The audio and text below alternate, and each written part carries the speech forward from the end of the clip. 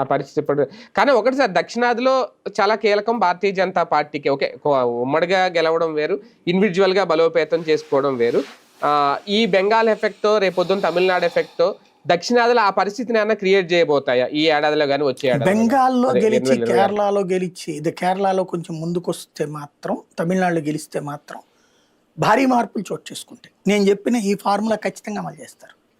తెలంగాణలో కూడా అవసరమైతే టీఆర్ఎస్ మాతో కలిసి పొత్తు పెట్టుకొని చెప్తారు, కాంగ్రెస్ ఏమైనా రెడీ అవుతుంది.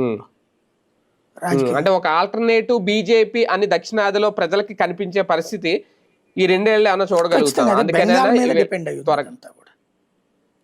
బెంగాల్లో గెలిస్తే చాలా మార్పులు వస్తాయి. పబ్లిక్ ఆలోచనలో కూడా మార్పు వస్తుంది. బెంగాల్లో ఫ్యూచర్ లో ఇప్పటికే కేరళలో మొదటిసారి అనూహ్యమైనటువంటి విజయం అన్నమాట వాళ్ళకి. చాలా మున్సిపాలిటీలో జంజీ అక్కడ బీజేపీని నమ్ముతున్నారు. ముస్లిం అపీజ్మెంట్ తో విరక్తి చెందిన జంజీ హిందుత్వ వైపుకి డైవర్ట్ అవుతున్నారు అక్కడ. లేకపోతే అంత పర్సంటేజ్ ఆఫ్ సీట్లు రావు. వచ్చినాయి, మార్పు వస్తుంది అక్కడ.